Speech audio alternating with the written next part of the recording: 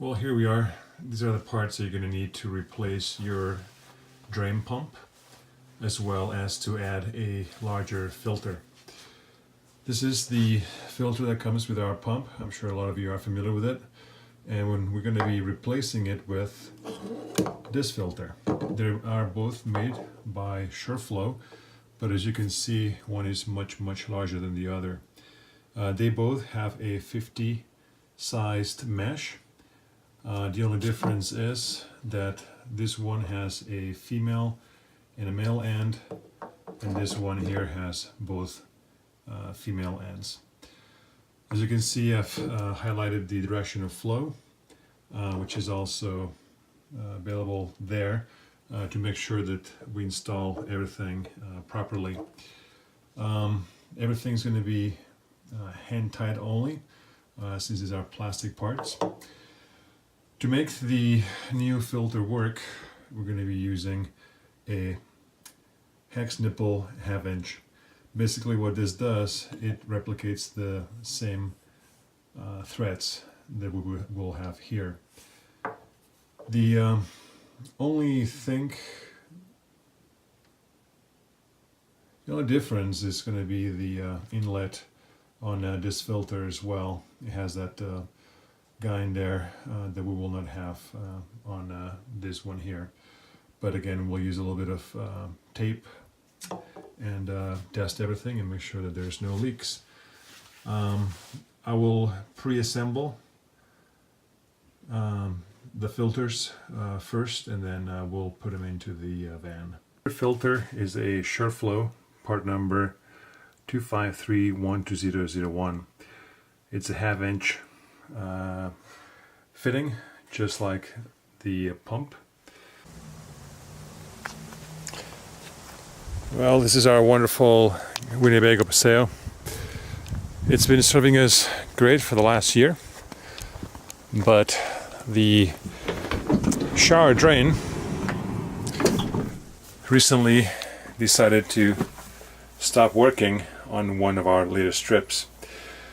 We troubleshot the problem down to the pump, which is located behind these drawers here. After removing the drawer, you will now see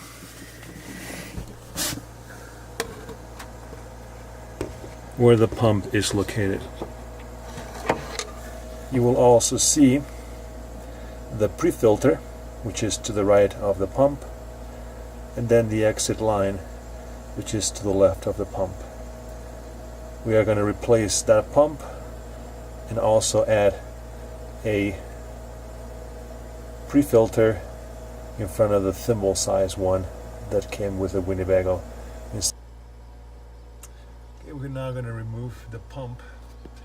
If you pull on the red cable there, you will see that it's connected to the pump. This is a quick disconnect, so that will be pretty easy.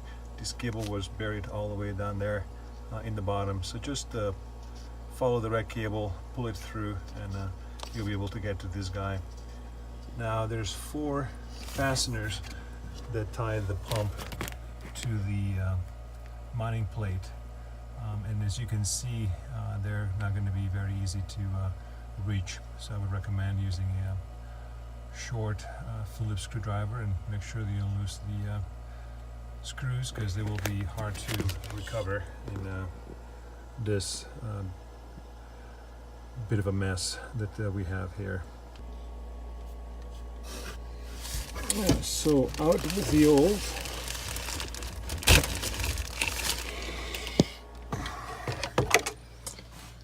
And as you can see, the screws did stay on the mounting bracket, which made it a bit easier to remove, because then you're not basically removing any of the screws. That's about as far as you have to get them out before you can remove the pump. Alright, as you can see, the installation is now complete. We have the intake going to the filter, going to the new pump, and with the exhaust line. As you can see, the smaller filter is no longer there. The reason why is because we have a pretty tight fit on this end here in the Paseo, as well as the tube, the intake line is not very long. So I checked online, and both filters are the same size, so no sense in having an extra filter there when we don't need it.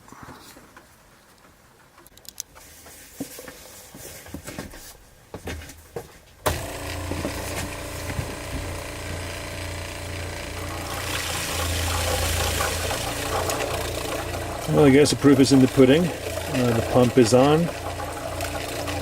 No leaks. So we are back in business.